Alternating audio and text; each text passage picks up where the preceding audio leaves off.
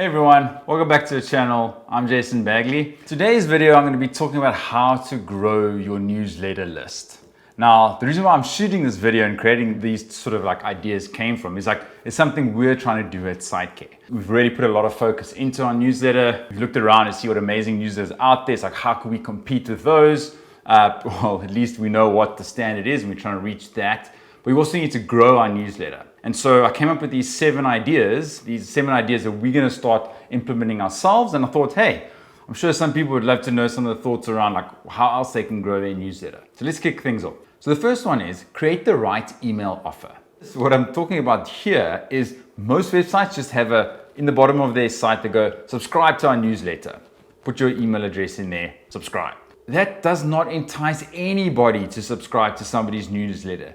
Only the likes of like Nike or maybe Amazon or Google, if they if they have a newsletter, could they write that and people would care enough to put in their email address, right? First, you just create the right email offer. Think about this. Here's two examples. So instead of having subscribe to your newsletter, have master email marketing 7 days.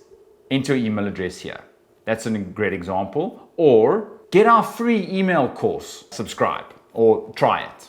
Right? So here you're giving them some idea, you're giving a person some idea of what they're trying to expect, or you're trying to say to them, hey, here's something that can level you up, right, in your life. That's what they care about. People want information because they want to get better at something, or they learn something, or they want to be kept in the loop. So tell them those things, give them that little carrot in order for them to subscribe. So that's the first one. The second one is use pop-ups on your site. Now, I know we don't like pop-ups on websites, but they do work, right? And there's a couple of ways you can do this so that it's not as intrusive as it normally is. It's like you're busy reading a really good article and boom, subscribe to a newsletter, takes over, you can't even find the closing buttons, super irritating. So a couple of ways that I would do this is there's two very simple apps you can use for this. They work across all types of sites, whether you're using Squarespace, WordPress, Wix, doesn't really matter, is wisepops.com, link in the description, as well as sumo.com. Both of these work, you can just plug it in and they make some really neatly designed pop-ups. But now what I think you should think about is don't do it on as the person lands on your site for the very first time and then they're you're still already serving in this pop-up. Because they're like, whoa, buddy, hey, you're trying to get married here on the first date. It just doesn't work that way. So what I would suggest doing is maybe two options here. After they've visited 3 or 4 pages, 3 pages on your site, then show them the pop-up. Or a better way is if somebody scrolls up, right? So they're obviously scrolling down to read an article. And then when they're scrolling up, maybe give it a second delay or 2-second delay. And a lot of these apps will allow you to do this. Then they're going back to the top. And it's okay, well, now they're doing something that they're not reading. They're not trying to do, there's not something important that they're doing.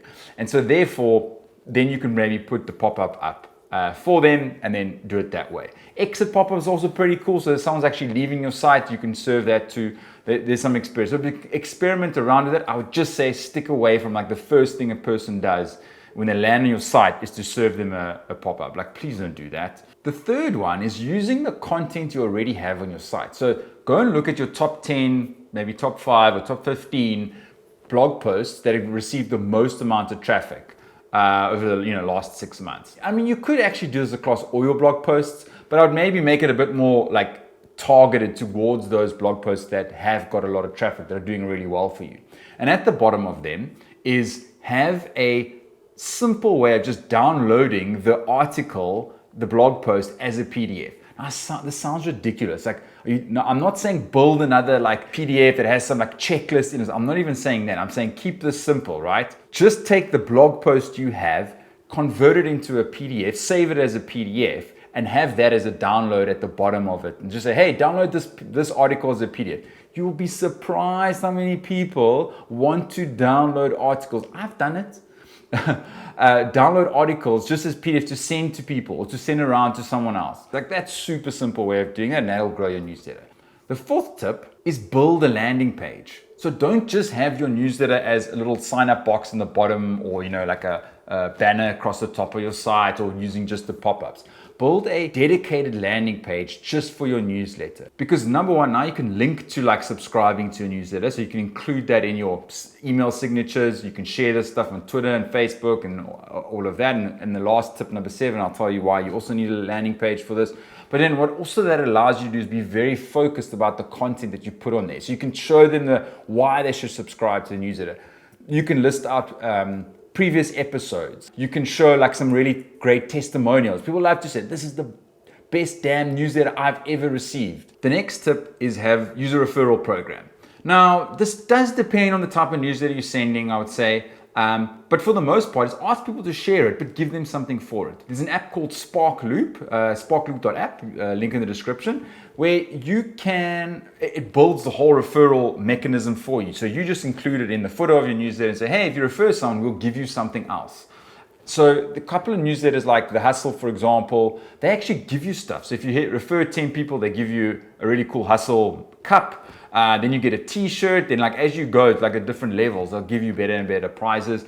Some people unlock really great content. So I've seen James Clear, for example, if you go and share his newsletter a couple of times, I think it's 3 times, he'll give you a really cool PDF on some content that's not available. You can't just download that piece of content. It's like some really cool piece of content he's created. So that's also a great way of growing your newsletter list. The 6th tip is just ask to be included in other people's newsletters. So using your database to what other newsletters do you think would be a good fit for being able to promote yours? And what other newsletters do you think you would want to promote in, your newsletter, right? And reach out to those newsletters like, hey, why don't we do a bit of a share here? Like I'll punt your newsletter, you punt our newsletter. But obviously do it in a way that's like, it's interesting. Like, oh, hey, this newsletter over here, love how they're doing X, Y, and Z.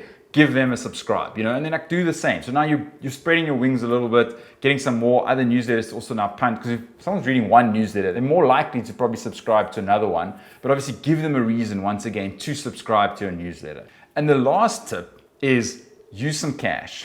So actually run some paid ads, right? Use Facebook, use Google, spend some cash, and that's why you need that landing page. So you can run some ads to actually drive people to the landing page to sign up. Obviously, once again, when it comes to ads, you're going to have to go back to my tip number 1 about why they should subscribe and having a really interesting email offer in order for why should they subscribe. But you can pretty much get newsletter subscribers pretty cheap these days if you run some really good paid ads and maybe do localized to start and spread out like that. And that's also a great way to sort of grow your newsletter list. Those are 7 ways that you can go and grow your newsletter list. We're busy implementing those step by step at sitecare.com to obviously grow our list. We've already started the content, so we're already starting to send out our newsletter. Give us a subscribe. Cheeky little ask here at the end of this video. But I hope you enjoyed this. I'd love to hear some of the tips. Maybe you've got additional tips on how to grow your newsletter. That'd be great. Drop those in the comments below, and I'll see you in the next video.